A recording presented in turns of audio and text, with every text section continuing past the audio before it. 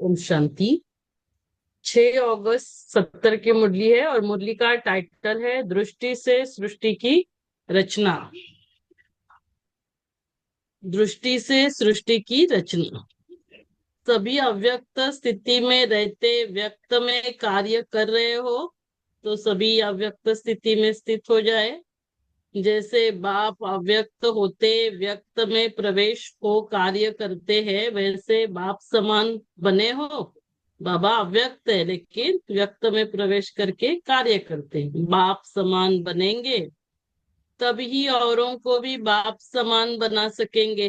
जब हम बाबा समान बनेंगे तभी हम औरों को भी बाप समान बना सकेंगे। अपने आप से पूछो कि दृष्टि बाप समान बनी है, तो सभी चेक करते जाएंगे। जो जो बाबा प्रश्न पूछ रहे हैं, क्या दृष्टि बाप समान बनी है? वाणी और संकल्प बाप समान बने हैं? हाँ, हमारे बोल संकल्प बाप को क्या स्मृति में रहता है? जानते हो? बाबा को क्या रहता है स्मृति में? बाप की स्मृति में सदैव क्या रहता है और आपकी स्मृति में सदैव क्या रहता है? क्या अंतर है उसमें कि समान स्मृति होती है? जो बाबा की स्मृति है क्या वही हमारी स्मृति है? कोई स्मृति रहती है कि कोई भी नहीं रहती? हमें स्मृति भी रहती है या हमें स्मृति ही नहीं रहती? यदि रहती है तो बाप समान स्मृति है। स्मृति रहती है या स्मृति से भी परे हो? कोई बात में बाप के समान आपकी स्मृति रहती है? बाबा पूछ रहे कि कोई भी बात में बाप समान हमारी स्मृति रहती है? तो बच्चों ने उत्तर दिया नहीं। तो बाबा ने कहा अंत तक स्मृति में समानता आ जाएगी। आएगी क्या अंत तक? जो बाबा की स्मृति वही हमारी स्मृति, क्या ऐसे होगा क्या? तो बच्चों ने उत्तर दिया नंबर वार। तो बाबा ने पूछा फर्स्ट बच्चे और बाप में फर्क रहेगा क्या? फर्स्ट बच्चे और बाप में फर्स्ट नंबर बच्चा कौन है? ब्रह्मा बाबा। तो बाबा ने कहा बाप दादा में फर्क रहेगा क्या? बाप और दादा इनमें फर्क रहेगा क्या या समानता आ जाएगी? क्या है, उनमें समानता आएगी या उनमें भी फर्क रहेगा? फिर बाबा ने कहा जैसे बाप बेहद का बाप है, बाप शिव बाबा बेहद का बाबा है, वैसे दादा ब्रह्मा बाबा भी क्या है? बेहद का बाप है। तो बाबा ने सर्टिफिकेट दिया, ब्रह्मा बाबा भी क्या बन गए? ब्रह्मा बाबा भी शिव बाबा के समान बन गए, तो दादा भी बेहद का बाप है। तो हमें ये भी बुद्धि में रखना है कि ब्रह्मा बाबा भी विशेष है, शिव बाबा के समान है और वो हमारी पालना कर रहा है। तो हमारी पालना दो दो बड़े पावरफुल फोर्सेस कर रहे हैं। बाप दादा के समीप समानता होनी चाहिए। तो अभी क्या करना है, हमें बाप दादा के समीप रहना है, समानता होनी चाहिए। जितनी जितनी समीपता उतनी समानता। तो क्या होगा, जितनी जितनी समीपता, जितना जितना हम समीप रहेंगे उतनी समानता आती जाएगी। अंत में अब बच्चे भी अपनी रचना के रचयिता बनकर प्रैक्टिकल में अनुभव करेंगे। तो जैसे बाबा की हम रचना है, तो रचयिता की रचना, तो वैसे हम सभी की भी रचना है। तो फिर हम बनकर प्रैक्टिकल में ये अनुभव करेंगे। जैसे बाप को रचना को देख रचयिता के स्वरूप की स्मृति स्वतः रहती, तो हमारी स्मृति में क्या आना चाहिए? कि हम रचयिता है, ये हमारी स्मृति में होना चाहिए। बाबा को देखो, ये स्मृति रहती है कि मैं रचयिता हूँ और ये मेरे रचना है। ऐसी स्टेज नंबरवार बच्चों की भी आनी चाहिए। तो हमारी स्मृति में हमारी सारी रचना भी आनी चाहिए। दृष्टि से सृष्टि रचने आती है क्या? बाबा पूछ रहे हैं, अभी हमें रचना रचनी है, कैसे रचेंगे रचना? दृष्टि से सृष्टि। आपकी रचना कैसी है? हर एक अपनी अपनी रचना देखो। हर एक की बहुत बड़ी बड़ी रचना है, कुख की व नैनो की। तो रचना आपने कैसे रची है, कुख से या नैनो से? तो नेचुरली कैसे रचेंगे रचना? हाँ, नैनो से, दृष्टि से रचना रचेंगे ना। यह जो कहावत है कि दृष्टि से सृष्टि बनेगी, तो कहावत क्या है? दृष्टि से सृष्टि, ऐसा दृष्टि जिससे सृष्टि बदल जाए। तो दृष्टि कैसे होनी चाहिए? जिससे सृष्टि बदल जाए, ऐसी। तो दृष्टि में क्या होना चाहिए? ऐसी दृष्टि में दिव्यता अनुभव करते हो तो हमारी दृष्टि दिव्य होनी चाहिए। दृष्टि धोखा भी देती और दृष्टि पतितों को पावन भी करती। हाँ, इस दृष्टि से ही हम धोखा भी खाते और इस दृष्टि से ही पतित से पावन भी बन जाते। दृष्टि बदलने से सृष्टि बदल ही जाती है। दृष्टि बदलेंगे तो सृष्टि बदल जाती है, पतित पावन बन जाते। या दृष्टि ऐसी है तो धोखा खा लेते। तो दृष्टि कहाँ तक बदली है? तो बाबा ने शुरू किया स्मृति से, है ना। स्मृति में क्या है? तो स्मृति में मैं रचना हूँ और मेरी रचयिता, मैं रचयिता हूँ और मेरी रचना स्मृति में है। तो स्मृति में ये रखने से तो क्या होता है? क्योंकि जैसे स्मृति होती है वैसे फिर हमारे संकल्प चलते, वृत्ति होती है, और जैसे वृत्ति होती है वैसे फिर दृष्टि बनती है। तो दृष्टि से सृष्टि। तो पहले स्मृति में आना चाहिए कि मुझे, मैं कौन हूँ और क्या करना है। तो दृष्टि कहाँ तक बदली? दृष्टि क्या बदलनी होती है ये मालूम है? दृष्टि में क्या आना चाहिए? दृष्टि में आत्मिक दृष्टि बनानी है ना। तो दृष्टि में विशेष बाबा ने कहा आपकी दृष्टि आत्मिक, दिव्य, अलौकिक दृष्टि बनी है। तो ये कब होगा? जब स्मृति हमें बार बार स्वयं की स्मृति रहेगी, मैं आत्मा, मैं विशेष महान आत्मा और मेरी रचना। तो आत्मिक दृष्टि, दिव्य दृष्टि, अलौकिक दृष्टि, तभी हम सामने वाले को भी आत्मा देखेंगे। जब हमारी दिव्य दृष्टि और दृष्टि से फिर सृष्टि बनेगी, जहाँ देखते, जिसको देखते वह आत्मिक स्वरूप ही दिखाई दे। तो क्या करना है हमें? जिसको भी देखेंगे तो आत्मिक स्वरूप, मैं आत्मा, सामने वाली आत्मा, ऐसी दृष्टि बदली है तो ऐसे हमें दृष्टि बदलनी है। जिस दृष्टि में अर्थात नयनों में खराबी होती है ना। स्कूल में भी जब दृष्टि में नयनों में खराबी होती है तो क्या हो जाता है? एक समय में दो चीजें दिखाई पड़ती है, एक समय में दो चीजें दिखाई पड़ती है। तो एक समय में दो चीजें दिखाई पड़ती है, देही और देह। कभी वह, कभी वह, कभी देही। तो अभी हमारी दृष्टि भी संपूर्ण नहीं बनी है ना। दृष्टि में संपूर्ण माना दिव्य दृष्टि, आत्मिक दृष्टि, अलौकिक दृष्टि। हम खुद को ही स्वयं को आत्मा नहीं समझते तो सामने वाले को। तो पहले हमारी स्मृति में ये होना चाहिए, स्मृति होगी वैसे वृत्ति होगी, वैसे वृत्ति होगी वैसे दृष्टि होगी, और जैसे दृष्टि होगी वैसे सृष्टि होगी। तो यदि हमारे नयनों में खराबी है ना, दृष्टि में, क्योंकि वृत्ति में ही है, तो दृष्टि में क्या दिखाई देगा? कभी हम देह देखेंगे, कभी आत्मा को देखेंगे, कभी वह, कभी वह, ऐसे होता है ना। कभी देह को देखते हैं, कभी देही को देखते हैं, है ना। फिर बाद में याद आता है, अरे नहीं, मैं तो आत्मा हूँ, सामने वाली भी आत्मा है। तो सामने वाली आत्मा समझकर फिर हमें उससे, उसके बारे में सोचना, बोलना, कर्म करने। जब नयन ठीक होते हैं तो जो चीज जैसी होती है वैसे ही यथार्थ रूप में दिखाई पड़ता। नयन ठीक है तो जो चीज जैसे वैसी दिखाई पड़ेगी। तो यदि हमारी दृष्टि भी आत्मिक, दिव्य, अलौकिक है तो हमें सामने वाला क्या है? आत्मा ही दिखाई देगा। ऐसे ही यह दृष्टि भी जब बदल जाती है तो जो यथार्थ रूप है वह दिखाई पड़ता है। तो यदि हमारी दृष्टि में परिवर्तन आया, और दृष्टि में परिवर्तन कब होगा? जब हमारी स्मृति में परिवर्तन होगा। और इसीलिए बाबा पूछते हैं कि स्मृति में क्या है ना। तो उसके लिए हमारी वृत्ति परिवर्तन कब होगी? जब स्मृति में है। तो बाबा को सदैव याद रहता है, मैं तो रचयिता हूँ, ये मेरी रचना है ना। तो फिर स्मृति में वो रचना रहती है। और जैसे फिर स्मृति होती वैसे संकल्प, वृत्ति, और वृत्ति से दृष्टि। यथार्थ रूप है देही न कि देह। जो यथार्थ रूप है वह दिखाई दे। तो यथार्थ रूप ही दिखाई दे। इससे समझो कि दृष्टि ठीक है। तो हमें हमारी दृष्टि को ठीक करना है तो वृत्ति को ठीक करना होगा, स्मृति को ठीक करना होगा।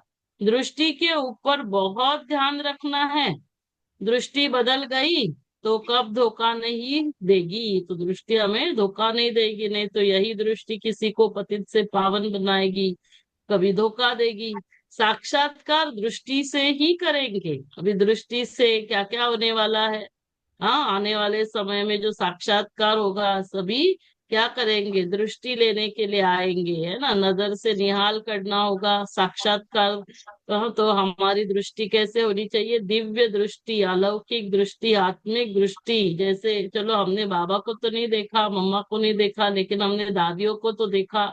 हमने देखा कैसे दादियां, दादी जानकी, दादी, हाँ, परम आदरणीय दादी गुलजार कैसे दृष्टि देते थे, है ना। तो दृष्टि में सदा क्या होता था, आत्मिक दिव्य अलौकिक दृष्टि। तो अभी हमें भी क्या बनानी है, बार बार ये पाठ पक्का करना है। आत्मिक दृष्टि, दिव्य दृष्टि, अलौकिक दृष्टि कब होगी, जब हमारे स्मृति में रहेगा कि मैं आत्मा हूँ, बाबा का बच्चा हूँ, सामने वाले भी आत्मा है, ये स्मृति होगी। तो वैसे ही हमारी वृत्ति होगी, वैसे संकल्प उठेंगे, वैसे व्रत उठेंगे, वैसे फिर दृष्टि बनेगी और उन्हें साक्षात्कार होगा। और एक एक की दृष्टि में अपने, तो दृष्टि से क्या दिखाई देना चाहिए, अपने यथार्थ रूप।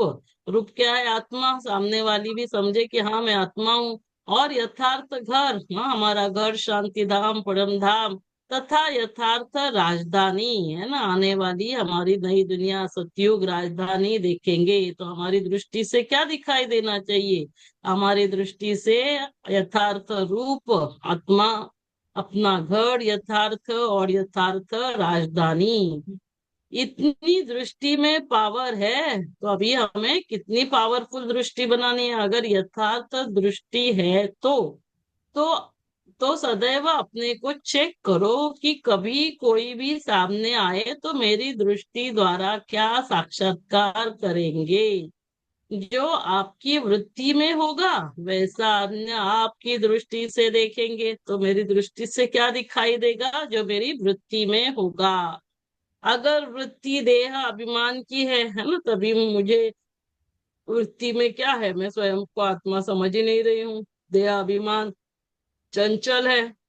तो आपकी दृष्टि से साक्षात्कार भी ऐसे ही होगा। तो इसीलिए जब भी हम किसी से बात कर रहे हैं, कुछ कर रहे हैं, तो हमें पहले स्वयं को आत्मिक स्थिति में, उस स्मृति में स्थित करना है। तो ये बार बार अभ्यास करना है, जो ब्रह्मा बाबा ने किया, इसीलिए नंबर 1 गए। पूरा है ना, कि यशोदा आत्मा, निर्मल शांत आत्मा और नारायण आत्मा, सभी को बार बार बाबा ने इतनी डायरिया, इतने दीवार भर डाले। तो हमें भी बार बार मैं आत्मा हूँ, मैं आत्मा हूँ, ये पार्ट जो है ये पक्का करना है। हम खुद को देह देखे ही नहीं तो क्या होगा, दृष्टि से जो साक्षात्कार, क्योंकि बाबा अभी हमें तैयार कर रहे हैं, हम एक एक बच्चे के द्वारा, क्योंकि हम विशेष बच्चे हैं, महारथी बच्चे हैं, हमारे द्वारा क्या होने वाला है, बाबा प्रत्यक्ष होने वाला है। तो साक्षात्कार हमारे चेहरे, चलन, नयनों से, दृष्टि से होने वाला है। औरों की भी दृष्टि वृत्ति चंचल होगी। यदि मैं खुद को देह समझूंगी तो क्या होगा, मेरी वृत्ति चंचल, मेरी दृष्टि चंचल।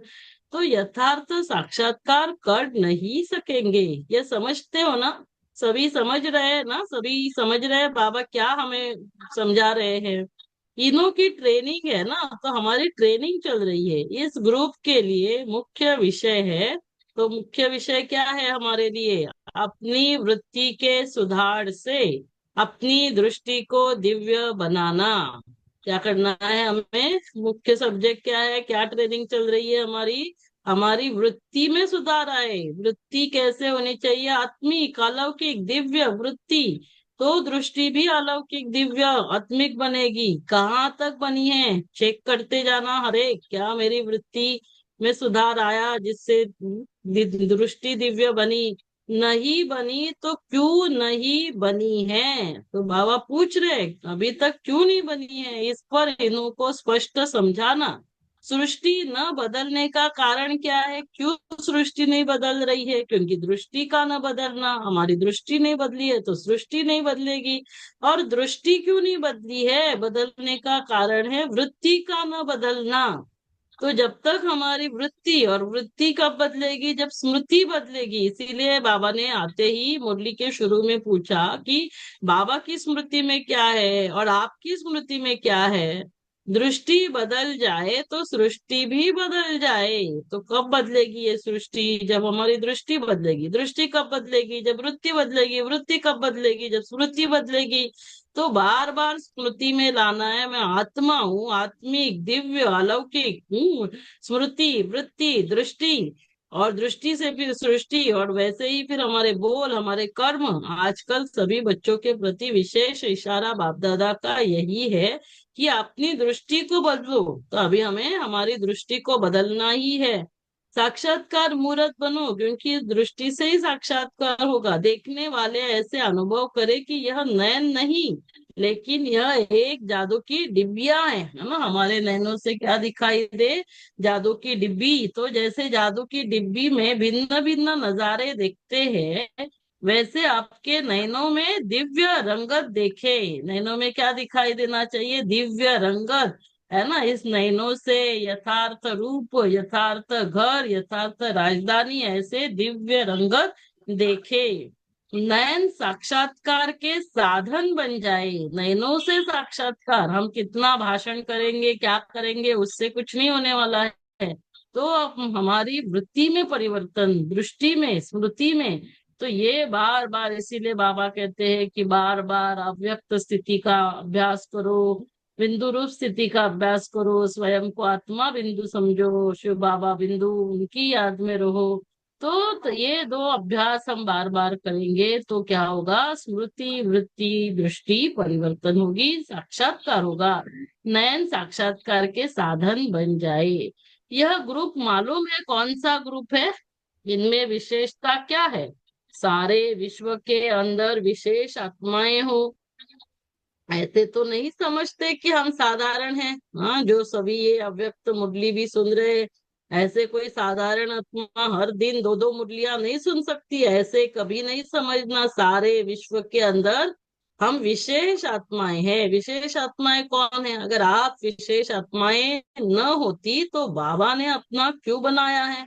हाँ देखो, यही इसमें ही समझ लेना कि यदि हम बाबा के बच्चे बन गए, बाबा ने हमें अपना बनाया, बाबा ने हमें, हाँ, चुन लिया है, तो फिर इसका मतलब ही क्या है? कि हम साधारण आत्माएं नहीं हैं। हम कौन है? विशेष आत्माएं। अपने को विशेष आत्मा समझने से विशेषता आएगी। तो पहले क्या करना है? ये पक्का करना है कि मैं साधारण आत्मा नहीं हूँ, मैं महान हूँ, मैं विशेष हूँ, फोटो में कोई हूँ, श्रेष्ठ आत्मा हूँ। तो जैसे हम सोचेंगे, आज यू थिंक यू बिकम, तो जैसे हमारी सोच होगी वैसे हम बनते जाएंगे। तो विशेष आत्मा है, ये समझने से ही हमारे अंदर वो सारी विशेषताएं बाबा भर देंगे। सिर्फ हमें क्या करना है? पहला कदम समझना है खुद को कि हम साधारण नहीं, हम कौन है? विशेष आत्मा है। अगर साधारण समझेंगी तो कर्तव्य भी साधारण करेंगी। एक एक आत्मा अपने को विशेष समझ, औरों में भी विशेषता लानी है। तो मुझे करना क्या है? मुझे खुद को पहले समझना है कि मैं विशेष आत्मा हूँ, है ना। और ये फिर जो नशा है ना, ये दिखाई देना चाहिए हमारे चेहरे चलन से, नयनों से। तो तुम विशेष आत्माएं हो। तो एक एक आत्मा अपने को विशेष समझ, औरों में भी विशेषता लानी है। तुम विशेष आत्माएं हो। यह नशा ईश्वरीय नशा है। तो ये नशा चढ़ना चाहिए। ये नशा, ये उमंग, उत्साह, ये खुशी कभी कम नहीं होनी चाहिए। मैं कौन? मैं विशेष आत्मा, भगवान के कार्य में मददगार, भगवान का राइट हैंड, बाबा का राइट हैंड। देह अभिमान का नशा नहीं। देह अभिमान का नशा क्या है? अशुद्ध अहंकार। और ये ईश्वरीय नशा क्या है? शुद्ध अहंकार। ईश्वरीय नशा सदैव नयनों से दिखाई दे। और ये नशा जो है ना, ये नयनों से दिखाई देना चाहिए। तो इस ग्रुप की विशेषता क्या है? आप अपने ग्रुप की विशेषता समझती हो? बाबा पूछ रहे कि हमारी विशेषता क्या है। तो किसी ने कहा कोरा कागज है, कईयों ने विभिन्न बातें सुनाई। तो बाबा ने कहा इस ग्रुप का टाइटल तो बहुत बड़ा है। टाइटल बहुत बड़ा है। ट्रेनिंग के बाद यही गुण कायम रहे। यह भी ट्रेनिंग चाहिए, है ना। ट्रेनिंग के बाद जो अभी हमने गुण धारण किए वो कायम रहने चाहिए, इसकी भी ट्रेनिंग करो। अभी तो विशेषताएं बहुत अच्छी सुन रही हो। कोरे कागज पर जो कुछ लिखा जाता है वह स्पष्ट होता है। तो क्या कहा इस ग्रुप को? कोरा कागज। कोरे कागज में आप जो भी लिखेंगे स्पष्ट तो दिखाई देगा।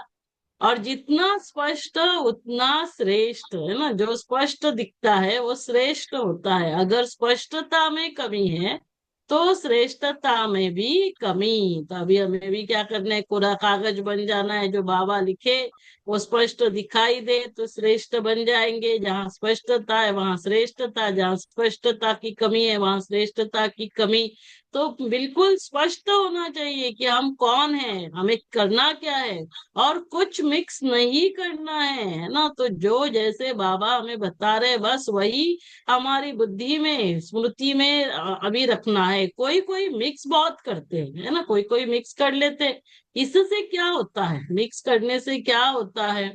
यथार्थ रूप भी अयथार्थ हो जाता है। यथार्थ रूप भी क्या होगा मिक्स होने से? अयथार्थ।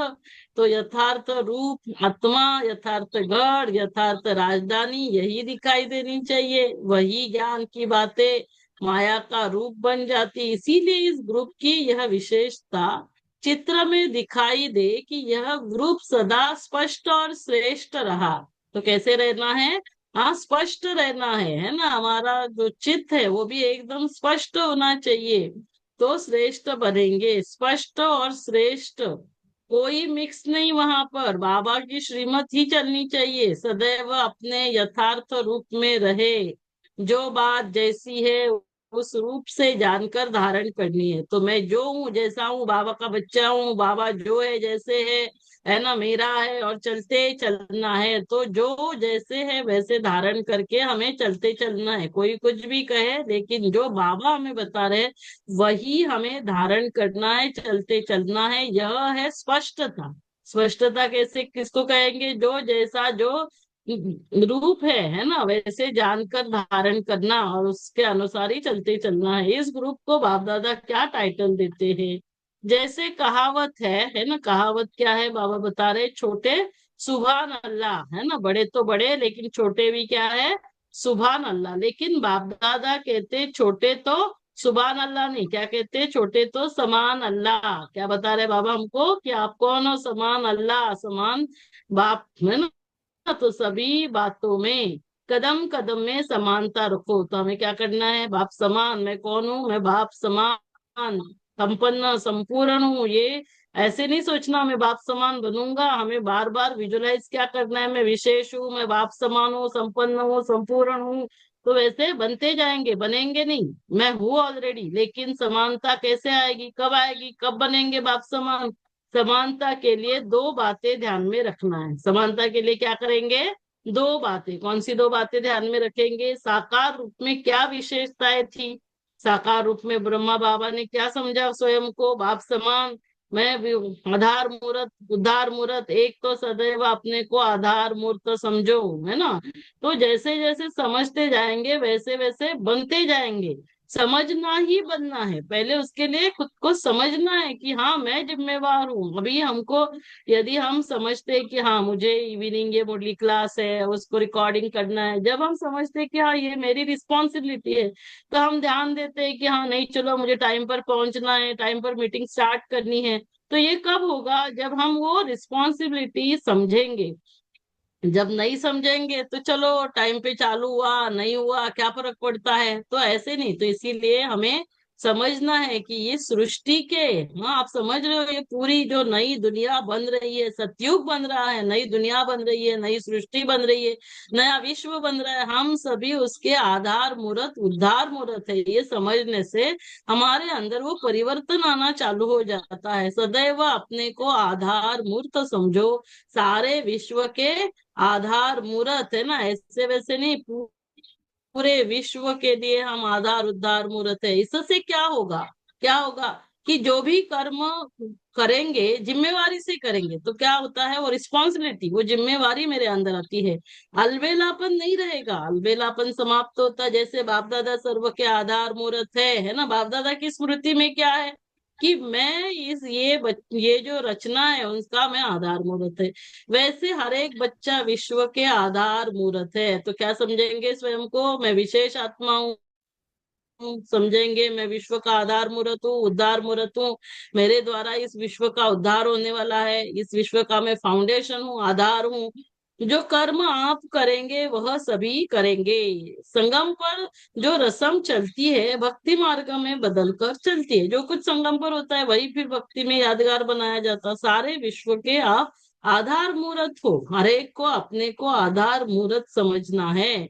और दूसरा क्या समझेंगे? ये दो बातें बाबा ने कही, तो अब हम बाप समान बनेंगे, आधार मूर्त और दूसरा उद्धार मूर्त। तो क्या समझेंगे स्वयं को? मैं इस विश्व का आधार मूर्त, उद्धार मूर्त। जितना अपना उद्धार करेंगे उतना औरों का भी उद्धार कर सकेंगे। तो क्या होगा? अपना उद्धार तो औरों का भी उद्धार। हाँ, मेरे बाने तेरे बाने सर्व का भला। जितना औरों का उद्धार करेंगे उतना अपना भी उद्धार करेंगे। जितना हमने औरों का उद्धार किया तो उसमें हमारा भी उद्धार समाया हुआ है। अपना उद्धार नहीं करेंगे तो औरों का कैसे करेंगे? औरों का उद्धार तब करेंगे जब उद्धार मूर्त बनेंगे। तो क्या समझना है? स्मृति में क्या रखना है? मैं विशेष आत्मा हूँ, मैं इस सृष्टि की आधार मूर्त, उद्धार मूर्त, बाप समान हूँ। छोटे होते भी कर्तव्य बाप के समान करना, ये याद रखने से तो जब ये स्मृति में होगा ना कि मैं बाप समान, तो समानता आती जाएगी। फिर जो इस ग्रुप का टाइटल दिया है ना, इस ग्रुप को क्या टाइटल दिया है? बड़ा टाइटल है, छोटा बाप समान। तो हम सभी कौन है? क्या याद रखेंगे? आज बार बार स्वयं को याद दिलाएंगे हम कौन है? छोटे हैं लेकिन बाप समान। छोटे सुभान अल्लाह। तो छोटे बाप समान क्या टाइटल है हमारा? छोटे हैं लेकिन बाप समान। वह प्रत्यक्ष दिखाई पड़ेगा, यह भूलना नहीं। अच्छा, अब क्या करना है? तो भट्टी होती है, तो भट्टी में क्या किया जाता है? फिर टीका लगाया जाता। तो फिर किसी ने कहा टीका लगाना है, तो देखो अभी बाबा जो भी बात करते हैं ना उससे उसके आगे लेकर जाते हैं। ऐसे ही कोई शब्द भी उच्चारण नहीं होता। अभी टीका से देखो बाबा क्या बता रहे हैं। ये टीका भी साधारण टीका नहीं। सभी अपने को ये टीका लगाना, देखना, समझना कि बाप दादा स्वयं मुझे टीका लगा रहे हैं। टीका किस लिए लगाते हैं मालूम है क्या? टीका किस किस के लिए लगाया जाता? पहला टीका, हाँ, सभी जो भी हमारी रूमन होती है तो टीका सौभाग्य की निशानी। तो वो हर रोज क्या करेंगे? टीका लगाएंगे। जो बातें सुनी उन बातों में टिकने की निशानी टीका है। और हमें यहाँ पर कौन सा टीका लगाना है? टीका, टीका से टीका टिकना है ना। टिकना होना, स्थित होना। तो जो बातें सुनी उन बातों में टिकने की निशानी। तो अभी मुझे ये सारी जो बातें इतनी बाबा ने विशेष बातें बताई, मुझे क्या करना है? उसको टिकाना, उस बातों में स्वयं को टिकाना है। टीका भी मस्तक में टिक जाता है। टीका कहाँ लगाते हैं? मस्तक में। तो बुद्धि में यह बातें टिक जाए, जो जो बाबा ने आज बातें बताई कि तुम उद्धार मूर्त, आधार मूर्त, विशेष आत्माएं हो।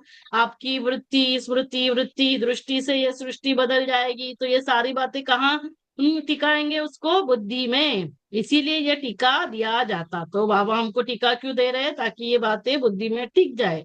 और किस लिए है? तो एक तो इसके लिए हो गया, बुद्धि में ये सारी बातें टिक जाए।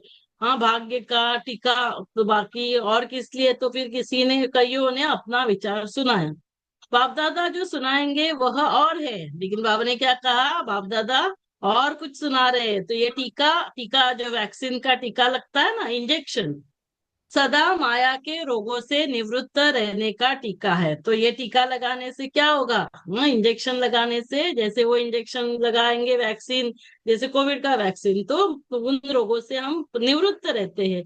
तो सदा तंदुरुस्त रहने का भी टीका है। तो क्या रहेंगे? तंदुरुस्त रहने के लिए है ना, ये इंजेक्शन भी है। तो ये किससे हम तंदुरुस्त रहेंगे? माया के रोगों से। एक टीका जो आप सभी ने सुनाया, और यह भी है। तो एक टीका कौन सा? जो मस्तक पर लगाया जाता है। दूसरा टीका क्या है? वैक्सीन का, इंजेक्शन। तो दोनों टीका लगाना है, तो दो टीके लगाएंगे। तो एक है शक्तिशाली बनने का, एक टीका लगाने से, इंजेक्शन लगाया तो माया की, हाँ, बीमारी से दूर, तो शक्तिशाली। और दूसरा क्या है? सदा सुहाग और भाग्य में स्थित रहने का। तो ये सारा बुद्धि में धारण करेंगे तो सदा सुहाग का, भाग्य में स्थित रहने का टीका। दोनों टीका बाप दादा लगाते हैं। निशानी क्या है? एक, टीका। और लेकिन उसकी मीनिंग राज कितने बताया बाबा ने? दो। निशानी तो स्थूल होती है लेकिन राज दो है। तो बाबा हमें ऐसे ऐसे एग्जाम्पल्स देते जिससे हमारा ये पक्का हो जाता है कि बाबा ने टीका लगाया तो ये सारा जो कुछ मैंने सुना वो मुझे कहाँ क्या करना है, बुद्धि में टिकाना है।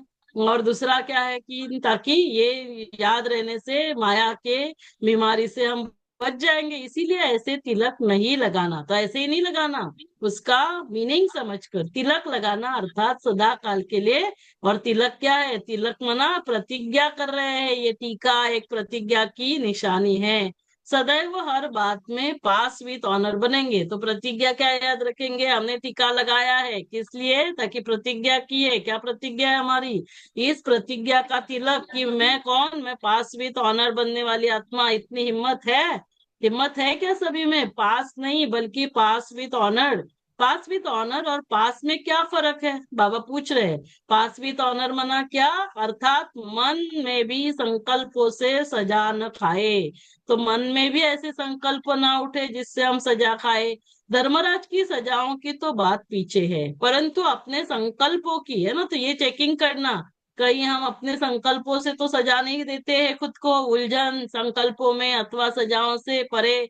इसको कहते हैं पास विथ ऑनर। अपनी गलती से स्वयं को सजा देते, उलझते, पुकारते, मूंझते हैं, इससे भी परे। तो अभी संकल्प भी हमारे कैसे होने चाहिए? श्रेष्ठ संकल्प। संकल्पों से भी हमें उलझना नहीं है।